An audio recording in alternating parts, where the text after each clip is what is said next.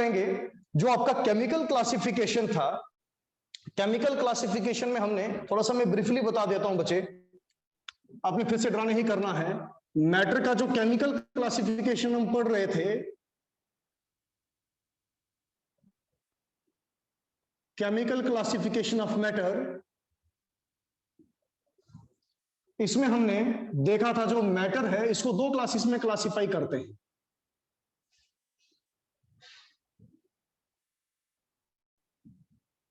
पहला हमने कहा था प्योर सब्सटेंसेस, दूसरा हमने कहा था मिक्सचर्स। बच्चे मैंने साथ साथ में इसका डेफिनेशन भी लिखवाया था, अभी मैं फिर से रिपीट नहीं करूंगा, ठीक है। कंसेप्ट सिर्फ देखेंगे जहां से हमने स्टार्ट करना है। Pure substances, mixtures. जो मिक्सचर्स हैं इनके लिए हमने कहा था फर्दर दो क्लासेस में क्लासिफाई करते हैं।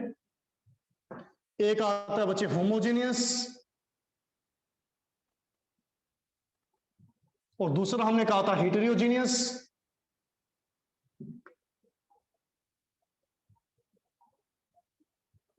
एग्जाम्पल भी इसका हमने डिस्कस किया था। प्योर सब्सटेंसेस के लिए कहा था इनको भी फर्दर दो क्लासेस में क्लासिफाई करते हैं। पहला था बच्चे हमारे पास एलिमेंट, और दूसरा था हमारे पास कंपाउंड। एलिमेंट और कंपाउंड्स। कंपाउंड्स के लिए कहा था ये फर्दर दो क्लासेस में क्लासिफाई करते हैं। एक आता है इनऑर्गेनिक और दूसरा आता है ऑर्गेनिक। डेफिनेशन आपको पता है सबको इनका। बच्चे एलिमेंट्स को लेकर हमने कहा था ये फर्दर तीन क्लासेस में इनको क्लासिफाई करते हैं। पहला हमने कहा था मेटल्स, दूसरा कहा था नॉन मेटल्स, और तीसरा कहा था मेटलॉइड्स। मेटल्स, नॉन मेटल्स और मेटलॉइड्स, ये तीन क्लासेस में हमने यहां पर एलिमेंट्स को क्लासिफाई किया था। बाकी सब तो मैंने बता दिया था एग्जांपल के साथ में, बट मैंने कहा था एलिमेंट्स में जो मेटल, नॉन मेटल, मेटलॉइड्स हैं इनको हम कल स्टडी करेंगे, क्योंकि इसके लिए पीरियोडिक टेबल देखना पड़ेगा। तो आज हम देखने वाले हैं बच्चे एलिमेंट्स में मेटल, नॉन मेटल और मेटलॉइड्स। देखिए बच्चे इसके लिए पीरियोडिक टेबल का एक रफ रिप्रेजेंटेशन में ड्रा करने वाला हूं।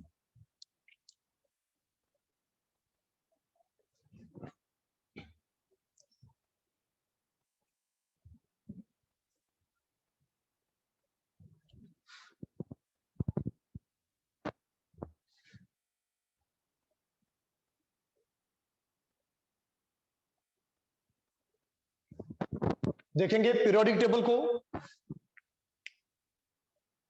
ये पीरियोडिक टेबल का रफ सा रिप्रेजेंटेशन मैंने ड्रा किया यहां पर। ये long form of periodic table है। हमारे सिलेबस में बच्चे थर्ड चैप्टर में हमने पूरा पीरियोडिक टेबल का जेनेसिस स्टडी करना है कि पीरियोडिक टेबल एग्जिस्टेंस में कैसे आया था, ठीक है। बट अभी देखिए नॉन मेटल, मेटल, मेटलॉइड्स को स्टडी करना है। तो यहां पर बच्चे जो पीरियोडिक टेबल है इसमें चार ब्लॉक्स हैं। एक आ गया एस ब्लॉक, आपने 10th क्लास में पढ़ रखा है ये सब। दूसरा आ गया पी ब्लॉक, ये आ गया बीच में डी ब्लॉक, और लास्ट में आ गया यहां पर एफ ब्लॉक। ओके, जो एस ब्लॉक है यहां पर, इसमें दो ग्रुप्स आते हैं। टोटल पीरियोडिक टेबल में जो ग्रुप्स का नंबर है वो 18 है। ये long form of periodic table की बात कर रहे हैं। कितने ग्रुप्स हैं टोटल बच्चे? 18 ग्रुप्स हैं। यहां पर आ गया 1 2, यहां पर 3 से लेकर 12 तक, और यहां पर 13 से लेकर 18 तक। तो एस ब्लॉक जो है that is comprised of only 2 groups, first and second group. जो डी ब्लॉक है that is comprised of 10 groups from 3 to 12, and P block is comprised of 6 groups from 13 to 18। अब टोटल पीरियोडिक टेबल में periods जो है वो 7 है। अब periods क्या होते हैं, ग्रुप्स क्या होते हैं? ग्रुप्स में बचे हमारे पास वर्टिकल लाइंस, जो वर्टिकल रोज हैं इनको हम कहते हैं ग्रुप्स, और जो हॉरिजॉन्टल लाइंस हैं, जो हॉरिजॉन्टल रोज हैं इनको हम कहते हैं बच्चे पीरियड्स। टोटल पीरियोडिक टेबल में पीरियड्स हैं 7, 7 पीरियड है। और ध्यान दीजिए जो 4th पीरियड है मैंने यहां पर दिया है, डी ब्लॉक जो है ये 4th पीरियड से स्टार्ट होता है, ठीक है। अब यहां पर जो एलिमेंट्स हैं ये आपको देखना पड़ेगा कौन कौन से हैं, तभी तो पता चलेगा कौन सा एलिमेंट मेटल है, कौन सा नॉन मेटल है, कौन सा मेटलॉइड। एलिमेंट्स के नाम आपको देखने पड़ेंगे। तो यहां पर बच्चे जो ग्रुप फर्स्ट है इसमें जो एलिमेंट्स आते हैं that is hydrogen, lithium, sodium, potassium, rubidium, caesium, francium. बच्चे मैं यहां पर सिंपल यूज कर रहा हूं एलिमेंट्स की, ओके। तो सेकंड ग्रुप है, यहां से स्टार्ट होता है सेकंड पीरियड से। आ गया beryllium, magnesium, calcium, strontium, barium, radium. अभी तक 10th क्लास में आपने पीरियोडिक टेबल में बच्चे जो एलिमेंट्स हैं आपने एटॉमिक नंबर वाइज स्टडी किया होगा। Hydrogen, helium, lithium, beryllium, boron, carbon, nitrogen, oxygen, fluorine, neon, ऐसे आपने स्टडी किया होगा। बट अब बच्चे आप हायर क्लास में आगे हैं, 11th class comparatively higher class है, तो इसमें बच्चे हमारे पास जो एस ब्लॉक है इसको वर्टिकली मेमोराइज करना आपने। हर एक दिन बच्चे एक एक में ग्रुप को आपके साथ में डिस्कस करूंगा, आपने याद करना है ये सब। पी ब्लॉक जो है इनको भी हम वर्टिकली मेमोराइज करते हैं। जो डी और एफ ब्लॉक है इनको हम हॉरिजॉन्टली स्टडी करते हैं, ठीक है बच्चे। ये पीरियोडिक प्रॉपर्टीज के अकॉर्डिंगली जो प्रॉपर्टीज रहती हैं उनके अकॉर्डिंगली हम ऐसे इनको स्टडी करते हैं। नेक्स्ट देखिए, बेरिलियम के बाद बोरान आता है यहां पर बच्चे ग्रुप 13, 14 आता कार्बन, 15 आता नाइट्रोजन, 16 आता ऑक्सीजन, 17 आता फ्लोरीन, 18 में बच्चे यहां पर हीलियम से ही स्टार्ट होता है, ये हाइड्रोजन के आगे है, हीलियम का एटॉमिक नंबर 2 है, ठीक है।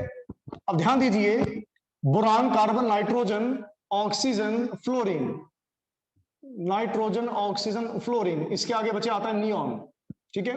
अब देखिए 13 ग्रुप जो है that is boron, aluminium, aluminium third period में आता है ऐसे, boron, aluminium, gallium, indium, thallium, nihonium. Boron, aluminium, gallium, indium, thallium, nihonium. 14 group जो है that is carbon, silicon, germanium, tin, lead, flerovium. Group 15 nitrogen, phosphorus, arsenic, antimony, bismuth, moscovium. 16 group oxygen, sulphur, selenium, tellurium, polonium, livermorium, LV इसका symbol आ गया है। Group 17 fluorine, chlorine, bromine, iodine, astatine, टेनिसाइन।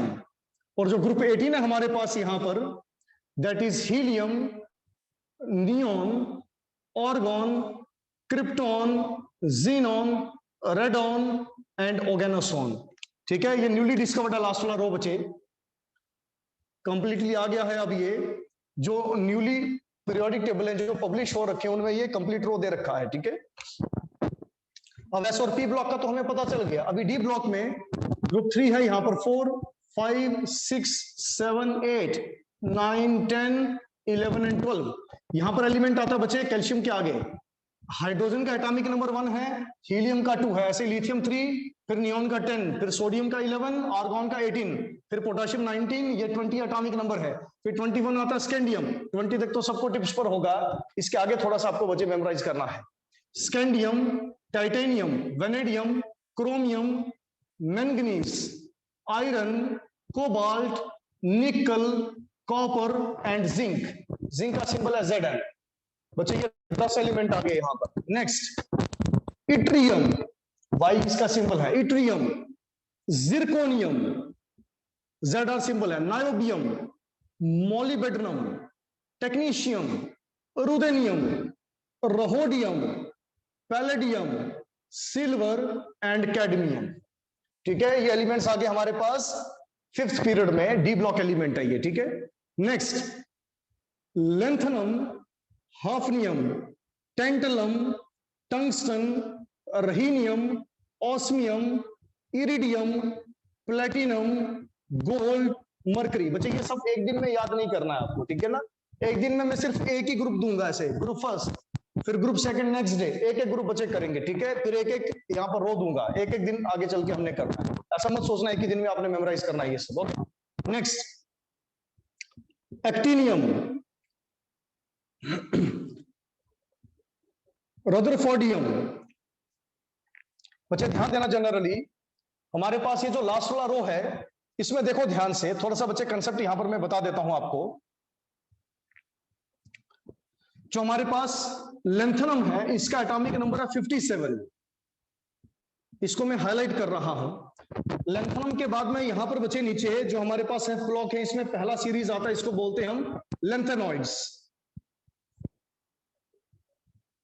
Lanthanoids अब metal non metal मेटलाइट देखना तो ये सब पता होना पड़ेगा आपको, ये सब पता होना चाहिए। लेंथेनॉइड्स में लेंथेनम 57 है, इसके बाद बचे जो हाफनियम का एटॉमिक नंबर है दैट इज 72। तो बीच में 58 से लेकर 71 तक कहा गया एटॉमिक नंबर में, तो वो यहां पर आ जाता है सीरियम से लेकर लुटीशियम तक। ठीक है, समझ में आ गया बच्चे? यहां पर सीरियम का एटॉमिक नंबर कितना है 58 और लुटीशियम का है 71।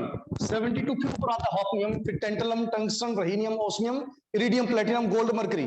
टंगस्टन जो है आपको बता दूं बच्चे, पीरियोडिक टेबल में मेटल्स में सबसे ज्यादा अगर हाईएस्ट मेल्टिंग पॉइंट किसी का है दैट इज ऑफ टंगस्टन। इसलिए बल्ब के फिलामेंट में आपने पढ़ रखा है ये सबने कि बल्ब के फिलामेंट में हम टंगस्टन को यूज में लाते हैं, इसका सिंबल है W।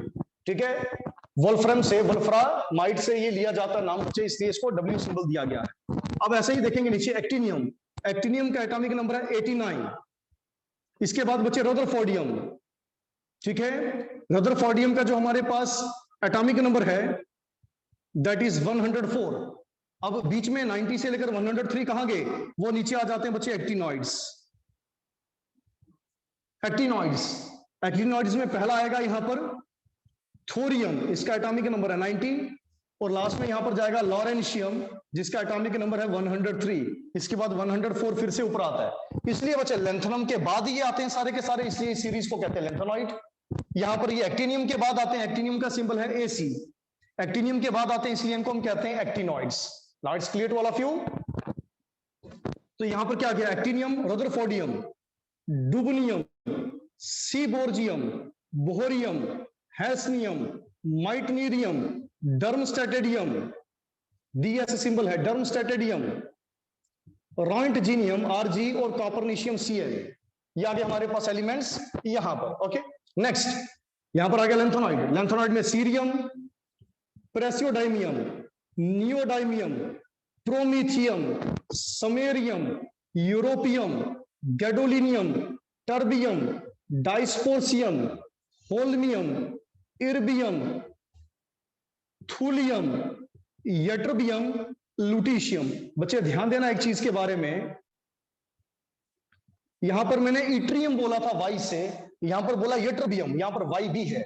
ठीक है, पीरियोडिक टेबल में कोई भी दो एलिमेंट ऐसे नहीं है जिनका सिंबल सेम हो, हर एक एलिमेंट का सिंबल एक दूसरे से डिफरेंट है। कभी भी माइंड में अपने ये मत सोचना दो एलिमेंट का सिंबल सेम है, हर एक एलिमेंट का सिंबल डिफरेंट है, माइंड में अपने बिठा लो ये बात। नेक्स्ट बचे जो नीचे वाला सीरियम है, thorium, protactinium, uranium, neptunium, plutonium, americium, curium, berkelium, californium, einsteinium, fermium, mendelevium, nobelium and lawrencium. Nobelium and lawrencium. ठीक है, लॉरेंशियम। तो ये जो हमारे पास आ गया यहां पर पूरे का पूरा पीरियोडिक टेबल है, सारे एलिमेंट्स के नाम आपके सामने हैं यहां पर। अब देखते हैं इसमें से कौन सा हमारे पास मेटल है, कौन सा नॉन मेटल है और कौन सा मेटलॉइड है। अब हमें बच्चे क्लियरली यहां पर पता चल जाएगा कौन सा मेटल है, कौन सा नॉन मेटल है, कौन सा मेटलॉइड है। ध्यान से देखिए, ये जो पीरियोडिक टेबल है इसमें जो P ब्लॉक है, P ब्लॉक का जो यहां पर बच्चे पहला एलिमेंट आता है ये जो बोरान है। अब ध्यान से देखिए, जब हम कभी छत से नीचे उतरते हैं, स्टेयर्स उतरते हैं, तो हम एक स्टेयर आगे जाते हैं, एक स्टेयर डाउनवर्ड, दैट मींस एक एक स्टेप लेकर नीचे उतरते हैं। ठीक है, ऐसे ही आपने यहां पर भी क्या करना है, एक एलिमेंट बोरान के बेस से स्टार्ट करना है, एक एलिमेंट आगे जाना है, एक एलिमेंट डाउन आना है। समझ गए सब बात? ये एक एलिमेंट बोरान के बेस से स्टार्ट करना है, एक एलिमेंट आगे, एक एलिमेंट डाउन। तो एक एलिमेंट आगे गए, एक एलिमेंट डाउन, फिर एक एलिमेंट आगे, एक एलिमेंट डाउन, एक एलिमेंट आगे, एक एलिमेंट डाउन, एक एलिमेंट आगे, और लास्ट में क्या होता है कि बार दो स्टेट्स इकट्ठी हम क्या करते हैं बच्चे, जंप कर जाते हैं, पता अब लगने वाला नहीं है। ठीक है, तो लास्ट में हम भी जंप करेंगे, यहां पर दो एलिमेंट एक साथ डाउन लास्ट में। तो ये जो जिगजैग लाइन आपके सामने मैंने ड्रॉ किया है, इस जिगजैग लाइन को ध्यान से देखिए। ये जो जिगजैग लाइन है इसके इधर, इसके लेफ्ट हैंड साइड में जितने भी बचे एलिमेंट्स हैं इनको हम नाम देते हैं मेटल्स का। तो जिगजैग लाइन के इधर क्या है, सारे के सारे मेटल्स हैं। जिगजैग लाइन के राइट हैंड साइड पर जितने एलिमेंट्स हैं हमारे पास, ये क्या है, नॉन मेटल्स हैं। ठीक है, जिगजैग लाइन के इधर क्या है मेटल्स, जिगजैग लाइन के उस तरफ क्या है नॉन मेटल्स। तो क्लियर कट डिफरेंशिएशन आपके सामने आ गया है पीरियोडिक टेबल में। अब आपसे कोई पूछे कि मेजॉरिटी में एलिमेंट्स पीरियोडिक टेबल में कौन से हैं, आप बोलेंगे बच्चे मेटल्स हैं। आपसे पूछा जाएगा उससे कम हमारे पास क्या है, आप बोलेंगे नॉन मेटल्स हैं। तो भैया यहां पर मेटलॉइड कहां गया। अब जिगजैग लाइन में इधर तो आ गया सारे का सारा,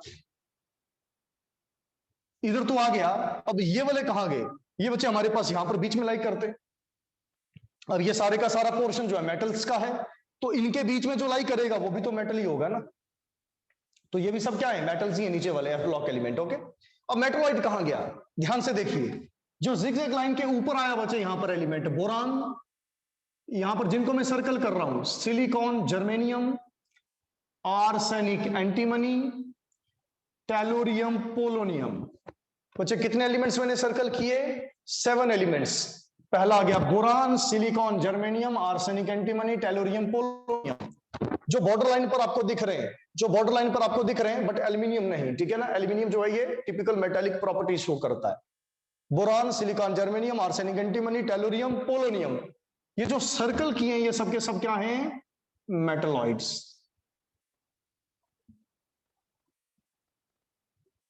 अब मेटल्स जो हैं ये लसरस होते हैं, सोनरस होते हैं, मैलिएबल होते हैं, डक्टाइल होते हैं। नॉन मेटल्स जो होते हैं नॉन लसरस होते हैं, नॉन सोनरस होते हैं, नॉन मैलिएबल है, नॉन डक्टाइल है। मेटल्स के केस में जनरली हमारे पास फ्री इलेक्ट्रॉन्स रहते हैं, नॉन मेटल्स के केस में नहीं देखने को मिलता है। जो हमारे पास बोरान, सिलिकॉन, ये सारे के सारे जो बोला मेटलॉइड है। मेटलॉइड क्या है, जो मेटल्स की भी प्रॉपर्टी शो करेगा, नॉन मेटल्स की भी प्रॉपर्टी शो करेगा। तो ऐसे एलिमेंट्स पीरियोडिक टेबल में जो दोनों प्रॉपर्टी शो करते हैं, मेटल का भी नॉन मेटल का भी, उनको हम जनरली नाम देते हैं मेटलॉइड का। तो ये जितने भी एलिमेंट्स मैंने 7 बच्चे सर्कल किए हैं ये क्या है, मेटलॉइड्स। अब इसको नोट कर डालेंगे और एक बार मुझे चैट सेक्शन में बता देंगे अगर आपका नोट हो गया। हेडिंग डालेंगे अब आगे इसके, properties of matter.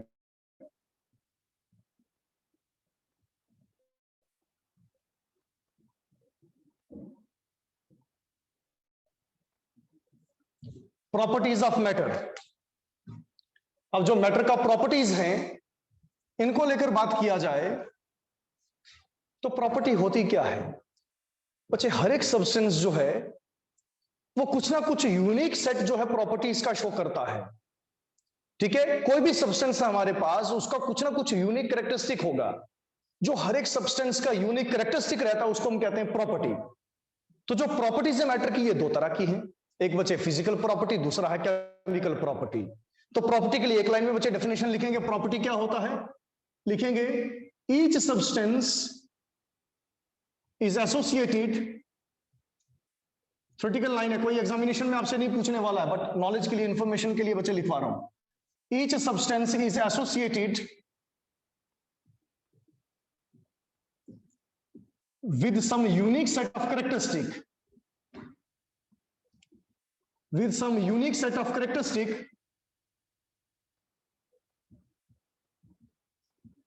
unique set of characteristic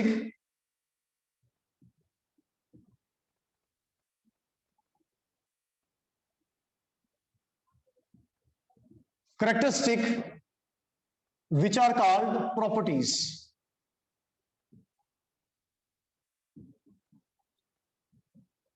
इन्हीं को हम क्या कहते हैं, जनरली प्रॉपर्टीज का नाम दिया जाता है। हर एक सब्सटेंस जो है that is associated with some unique set of characteristics, इसको हम क्या कहते हैं बच्चे, प्रॉपर्टीज ऑफ मैटर। और जो मैटर की प्रॉपर्टीज हैं ये बच्चे 2 तरह की हैं, 2 तरह की हैं। पहला आ गया फिजिकल प्रॉपर्टीज और दूसरा है केमिकल प्रॉपर्टीज। पहला क्या है बच्चे, फिजिकल प्रॉपर्टीज, और दूसरा क्या है इसमें, chemical properties.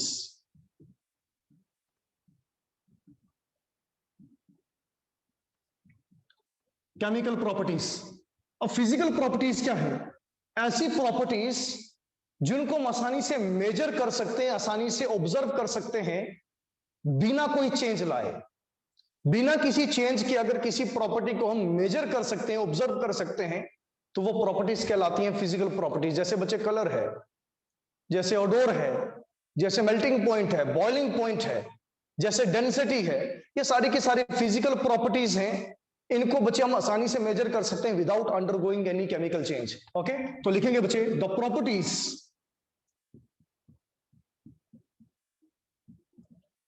which can be measured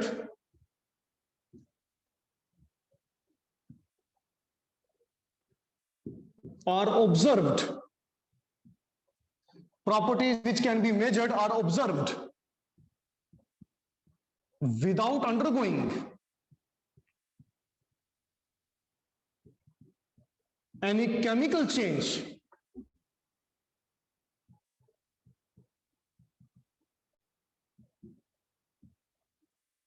without undergoing any chemical change, इनको हम क्या कहते हैं जनरली बच्चे? Physical properties without undergoing any chemical change. अब without undergoing any chemical change का क्या मीनिंग आ गया बच्चे? जहां पर भी आइडेंटिटी या कंपोजिशन किसी भी सब्सटेंस का चेंज ना हो। क्या कहा बच्चे यहां पर? Without undergoing any chemical change का मीनिंग क्या आ गया? Without undergoing any chemical change का मीनिंग क्या आ गया? Without changing identity or composition, without changing identity or composition, ऐसी प्रॉपर्टीज जहां पर आइडेंटिटी या कंपोजिशन सब्सटेंस का चेंज ना हो, तो ऐसी प्रॉपर्टीज को हम कहते हैं physical properties. Is it clear? अब एग्जांपल क्या गया? जैसे मैंने बोला यहां पर कलर है, ऑडोर है, मेल्टिंग पॉइंट है, बॉइलिंग पॉइंट है, डेंसिटी है, एटसेट्रा। ये सारी की सारी क्या है? फिजिकल प्रॉपर्टीज हैं। These all are physical properties. Colour, odour, melting point, boiling point, density, ये क्या है? सबके सब these all are physical properties. तो फिजिकल प्रॉपर्टीज क्या होती हैं? ऐसी प्रॉपर्टीज जिनमें कहीं पर भी आइडेंटिटी या कंपोजिशन चेंज ना हो, दैट मींस जहां पर केमिकल चेंज ना देखने को मिले, वो प्रॉपर्टीज फिजिकल प्रॉपर्टीज कहलाती हैं। बट इसके कंट्रास्ट में जो केमिकल प्रॉपर्टीज हैं, इन प्रॉपर्टीज में केमिकल चेंज देखने को मिलता है। इन प्रॉपर्टीज को अगर स्टडी करना है तो आपको केमिकल चेंज जो है वो चाहिए, केमिकल चेंज जरूरी है। Please note it down. Those properties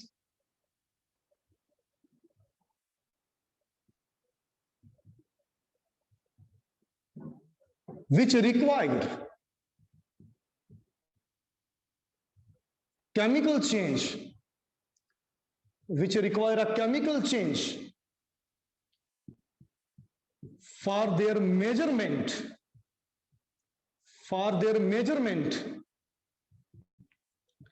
or observation,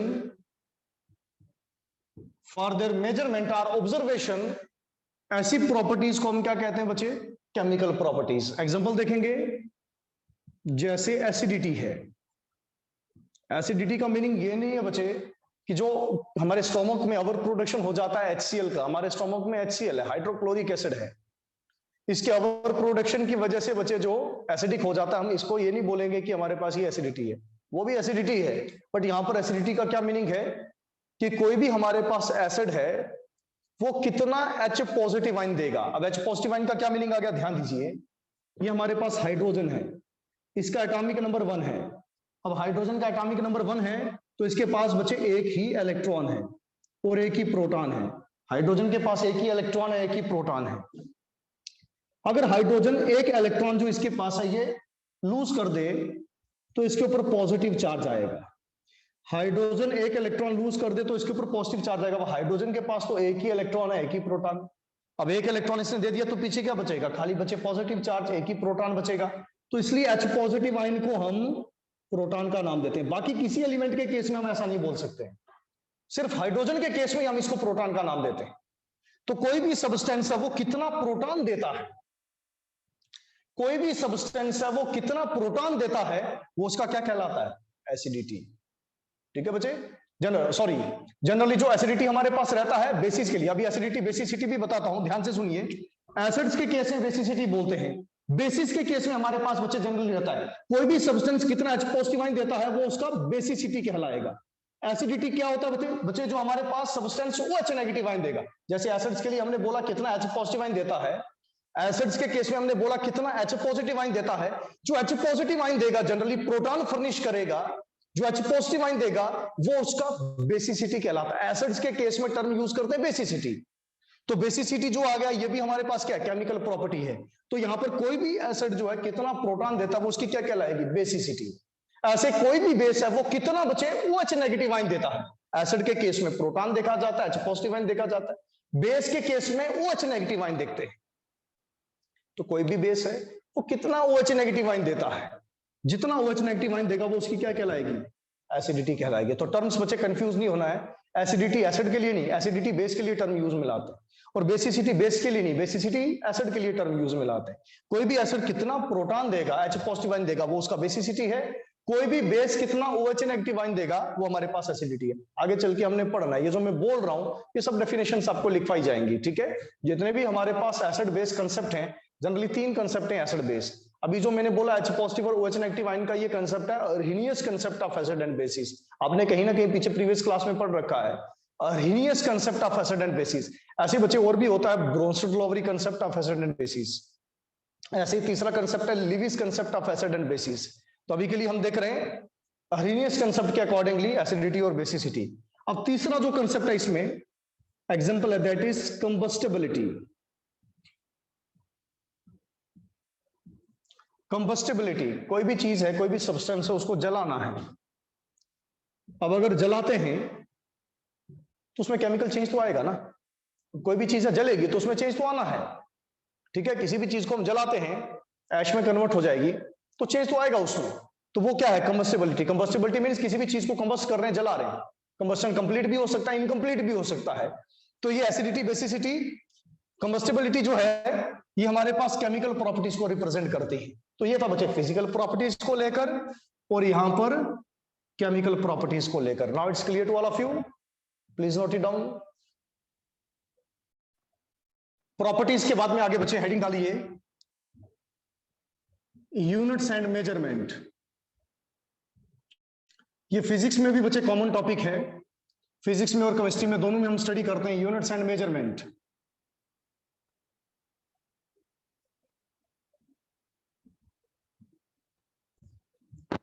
ठीक है, यूनिट्स एंड मेजरमेंट। अब बच्चे आपसे कोई पूछे यूनिट क्या होता है, क्योंकि मेजरमेंट अब देखना है तो इसमें यूनिट्स का कंसेप्ट आएगा और इंपॉर्टेंट कंसेप्ट है, अप्लाई होता है। अब यूनिट क्या होता है आपसे कोई पूछे तो बच्चे यूनिट हमारे पास बेसिकली समझने के लिए एक थोड़ा सा बच्चे मैं आपको एग्जांपल लेकर बताने का कोशिश करता हूं। जैसे मैंने लिखा यहां पर 10 है, 10 ये डिजिट है, सिंपली हमारे पास ये 10 है, ये 10 है। अब बताइए जरा तीनों 10 में कोई डिफरेंस है क्या, नहीं है, सेम ही है तीनों 10, ठीक है। अब इसमें अगर मैं यहां पर लगा देता हूं 10 kg, अब kg लगा दिया तो सामने दिख रहा है ये 10 kg हमारे पास मास को रिप्रेजेंट कर रहा है। तो ये 10 kg इन दोनों 10 से डिफरेंशिएट हो गया है। यहां पर 10 के साथ में अगर मैं K लगा देता हूं, K का मीनिंग आ गया केल्विन, टेम्परेचर को ये रेफर कर रहा है। जैसे kg ने रेफर किया था मास को, ऐसे केल्विन किसको रेफर कर रहा है, टेम्परेचर को। तो यहां पर ये जो 10 kg और 10 K है, केल्विन है, दोनों एक दूसरे से डिफरेंशिएट कर गए, ठीक है। यहां kg रेफर कर रहा है मास को, ये K केल्विन रेफर कर रहा है टेम्परेचर को। ऐसे ही 10 मीटर, m लिख दिया, स्मॉल m, आ गया मीटर। तो जो 10 m है, ये जो मीटर है, ये किसको रेफर कर रहा है, लेंथ को। मीटर यूनिट किसका आ गया, लेंथ का आ गया।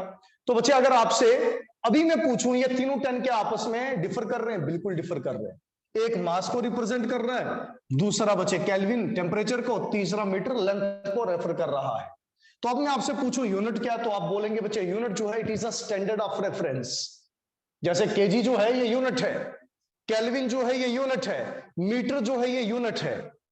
तो यूनिट क्या होता है, it is a standard of reference that is chosen to measure a physical quantity. किसी भी फिजिकल क्वांटिटी को मेजर करना है तो उसके लिए बच्चे जो स्टैंडर्ड ऑफ रेफरेंस हम यूज में लाते हैं, उस स्टैंडर्ड ऑफ रेफरेंस को हम नाम देते हैं यूनिट का। अब क्लियरली आपको समझ में आ गया होगा, तो लिखिए इसका डेफिनेशन यूनिट का क्या है। यूनिट जो है, a unit is defined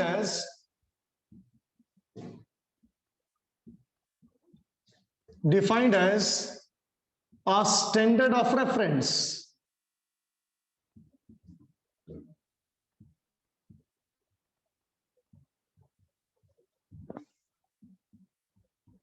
chosen to measure a physical quantity, chosen to measure a physical quantity. ठीक है, ये यूनिट क्या हमारे पास, रेफरेंस यूनिट क्या बचे, it is a standard of reference that is chosen to measure a physical quantity. Is it clear? अब जो units थे हमारे पास बचे, इनिशियली स्टार्टिंग में दो तरह के थे. ठीक है, हमारे पास दो यूनिट थे. अब दो यूनिट कौन कौन से थे हमारे पास? एक था बचे इंग्लिश सिस्टम, इसके अंदर बचे हम यूनिट्स को स्टडी करते थे, और दूसरा था हमारे पास मैट्रिक सिस्टम. इंग्लिश सिस्टम और मैट्रिक सिस्टम, ये दो हमारे पास यूनिट थे. बस इसमें जो दोनों में कंपैरिजन में मैट्रिक सिस्टम जो था that was more convenient at that time. जब स्टार्टिंग में ये आए थे हमारे पास, तो मैट्रिक सिस्टम जो था that was more convenient as compare to English system. But आजकल की बात करें, नाउअडेज आजकल हम यूज करते हैं एसआई सिस्टम. ठीक है ना? But nowadays SI system is used. SI system means international system of unit.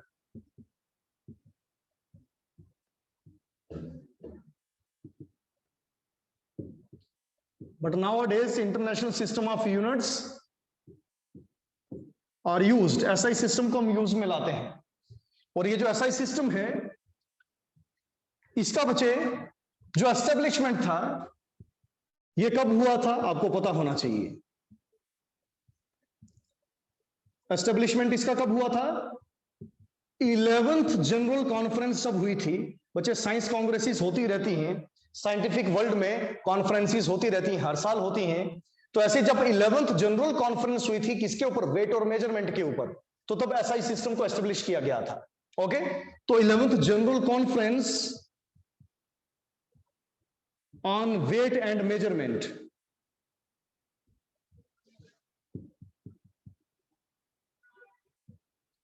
General conference on weight and measurement.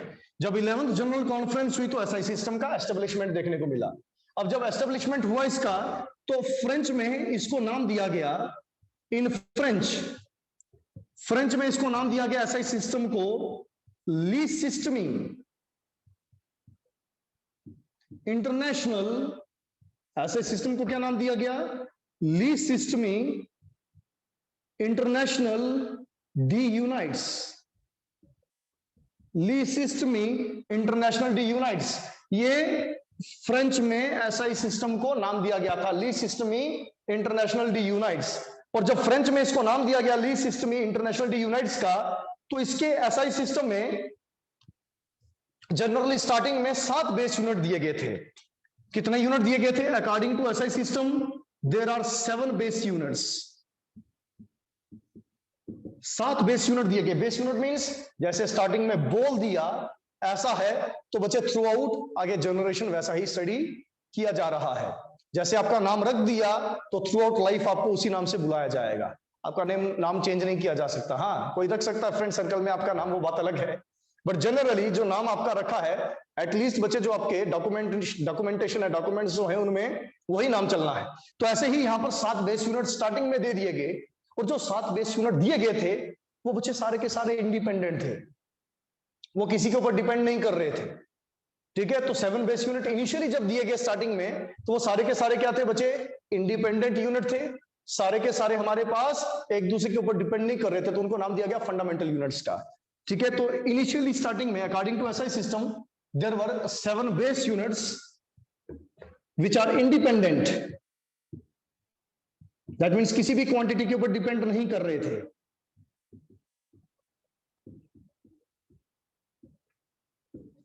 Which are independent. और ये जो हमारे पास बेस यूनिट थे जो इंडिपेंडेंट थे, किसी के ऊपर डिपेंड नहीं कर रहे थे, इनको फंडामेंटल यूनिट का नाम दिया गया. इनको छोड़कर 7 बेस यूनिट्स को छोड़कर बाकी जितने भी यूनिट थे उन सबको नाम दिया गया डिराइव्ड यूनिट का, क्योंकि सारे के सारे जो डिराइव्ड यूनिट थे वो 7 बेस यूनिट से ही डिराइव हो रहे थे. अब कौन कौन से थे 7 बेस यूनिट बच्चे? यहां पर भी हमने स्टडी करना भी, और आपने फिजिक्स में भी स्टडी करना. पहले यहां तक नोट करो, मैं लिखवाता हूं आगे इसको. तो ये जो आपने लिखा है अकॉर्डिंग टू एसआई सिस्टम हमारे पास कितने यूनिट थे? 7 बेस यूनिट थे, और ये सारे के सारे क्या थे? इंडिपेंडेंट थे एंड कॉल्ड फंडामेंटल यूनिट्स।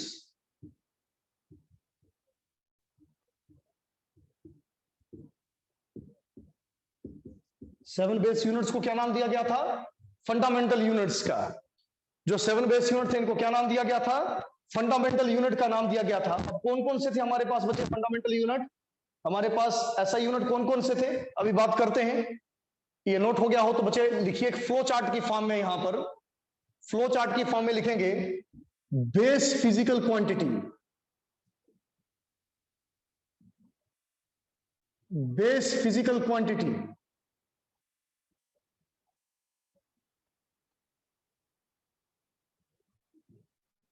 अब सिंबल जो आएगा क्वांटिटी के लिए वो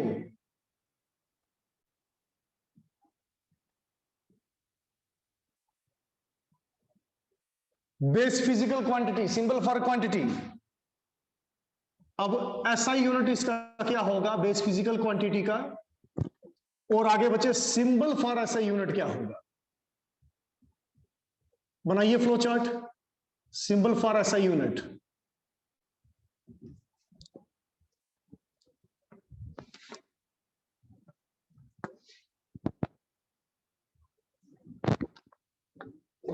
पहला जो बेस फिजिकल क्वांटिटी था that was length, second was mass, third was time, fourth was electric current, fifth was thermodynamic temperature. Temperature को ही बच्चे नाम दिया गया थर्मोडायनेमिक टेम्परेचर। आपने ये फिजिक्स में भी पढ़ना है, सेम रहेगा ये थर्मोडायनेमिक टेम्परेचर। सिक्स्थ आ गया amount of substance, amount of substance, और सेवंथ था बच्चे हमारे पास ल्यूमिनस इंटेंसिटी, ल्यूमिनस इंटेंसिटी। ये 7 बेस यूनिट थे जो कि सारे के सारे इंडिपेंडेंट थे और कहीं से भी ये डिराइव नहीं होते थे, इसलिए बच्चे इनको नाम दिया गया था बेस यूनिट का। बेस यूनिट मींस जो इंडिपेंडेंट है, किसी के ऊपर डिपेंडेंट नहीं थे। अब बच्चे ध्यान दीजिए, जो हमारे पास इनका रिप्रेजेंटेशन था symbol for base physical quantity, length के लिए बच्चे जो सिंबल यूज में लाया गया that was small L, length, mass के लिए स्मॉल एम, टाइम के लिए टी, इलेक्ट्रिक करंट के लिए बच्चे जो रिप्रेजेंटेशन था सिंबल था that was I, thermodynamic temperature के लिए capital T, amount of substance के लिए बच्चे जो रिप्रेजेंटेशन था दैट वाज एन। बच्चे बहुत इंपॉर्टेंट है ये एन, ये जो एन है बच्चे, ये जो अमाउंट ऑफ सब्सटेंस को रिप्रेजेंट करता है, इस पर हमारा एक पूरे का पूरा टॉपिक है दैट वाज मोल कंसेप्ट। जो मोल कंसेप्ट है बच्चे वहां से न्यूमेरिकल आपके एग्जामिनेशन में भी आता है और एंट्रेंस एग्जामिनेशन में भी पूछा जाता है। हम बहुत एलिब्रेट करके पढ़ने वाले हैं उसको, बहुत सारे न्यूमेरिकल देखने वाले हैं उन पर भी। लेकिन एक चीज का ध्यान रखना कि जो अमाउंट ऑफ सब्सटेंस है उसको रिप्रेजेंट करते हैं स्मॉल एन से, और ये नंबर ऑफ मोल को रिप्रेजेंट करता है, ठीक है। नेक्स्ट, ल्यूमिनस इंटेंसिटी को हम IV से रिप्रेजेंट करते हैं। This was the representation, this was the symbol for base physical quantity, please note it down. अब इसके यूनिट देखेंगे साथ साथ में। लेंथ का जो यूनिट था दैट वाज मीटर, ऐसा यूनिट देख रहे हैं हम, ऐसे सेंटीमीटर में भी रिप्रेजेंट करते हैं, ठीक है ना, हम माइल में भी रिप्रेजेंट करते हैं, किलोमीटर में भी लेंथ को रिप्रेजेंट करते हैं, बट ऐसा यूनिट कौन सा है? That is metre. मास के लिए किलोग्राम, बच्चे केजी नहीं बोलना है अभी, केजी इसका सिंबल है, वो अलग से देखेंगे, किलोग्राम। टाइम के लिए बच्चे आ गया सेकेंड, इलेक्ट्रिक करंट के लिए आ गया एम्पियर, थर्मोडायनेमिक टेम्परेचर के लिए आ गया ऐसा यूनिट केल्विन। बच्चे ऐसे डिग्री सेल्सियस में भी हम मेजर करते हैं, डिग्री फॉरेनहाइट में भी मेजर करते हैं। डिग्री सेल्सियस को लेकर आपको स्केल पता है, 0 डिग्री सेल्सियस फ्रीजिंग पॉइंट है वाटर का, 100 डिग्री सेल्सियस बॉइलिंग पॉइंट है, बट केल्विन स्केल पर चल रहा है। केल्विन स्केल पर 273 केल्विन जो है, एग्जैक्ट अगर वैल्यू का बात करूं तो 273.15 is the freezing point for water, और बॉइलिंग पॉइंट होता 373.15, ठीक है। राउंड करके हम जनरली 273 और 373 पढ़ते हैं। अमाउंट ऑफ सब्सटेंस के लिए जो ऐसा यूनिट है that is mole, MOLE, mole.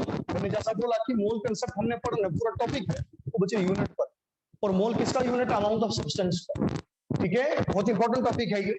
Luminous intensity, इसका यूनिट है बच्चे कैंडिला, कैंडिला।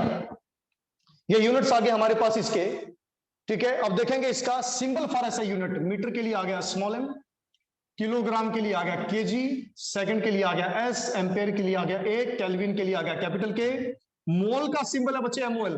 कहीं पर भी पढ़ते समय अगर आपको बुक में एमओएल लिखा हुआ मिले तो ये मत सोचना प्रिंटिंग मिस्टेक है कि आगे से हटा दिया है। बच्चे जो एमओएल है ये इसका ऐसा यूनिट है, और एमओएल जो है इस यूनिट का बच्चे सिंबल है, रिप्रेजेंटेशन, ठीक है। और कैंडिला के लिए हमारे पास आएगा सीडी। सीडी सारे के सारे हमने तो स्टडी करने बचे, लेंथ मास टाइम जनरली आपको पता भी है चीजों के बारे में। ल्यूमिनस अमाउंट ऑफ सब्सटेंस जैसा पूरे का पूरा टॉपिक हमने स्टडी करना है। ये ल्यूमिनस इंटेंसिटी क्या होता है बच्चे? It is basically the measure of intensity और ब्राइटनेस ऑफ लाइट। जनरली जो मेजर होता है हमारे पास इंटेंसिटी या ब्राइटनेस लाइट का, ठीक है, उसको हम जनरली ल्यूमिनस इंटेंसिटी कहते हैं, ठीक है ना। इंटेंसिटी और ब्राइटनेस ऑफ लाइट इसको हम कहते हैं luminous intensity. Please note it down. ये इसके आगे यूनिट्स, ये सारे के सारे क्या है बच्चे? इंडिपेंडेंट है, ये किसी के ऊपर डिपेंड नहीं करते हैं। इनको छोड़कर बाकी जितने भी यूनिट्स हैं सारे के सारे हमारे पास डिराइव्ड हैं, ठीक है। इनको छोड़कर बाकी सारे के सारे क्या है बच्चे? डिराइव्ड यूनिट है, क्योंकि बाकी सारे के सारे इन बेस यूनिट्स के ऊपर डिपेंड करते हैं।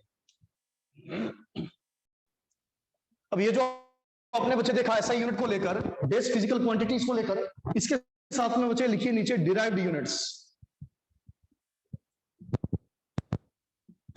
अब डिराइव्ड यूनिट्स क्या हैं? ऐसे यूनिट्स जो डिपेंड करते हैं बेस यूनिट्स के ऊपर।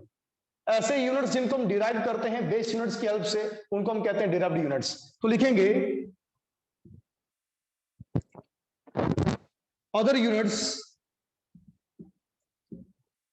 which can be derived, other units which can be derived with the help of base units,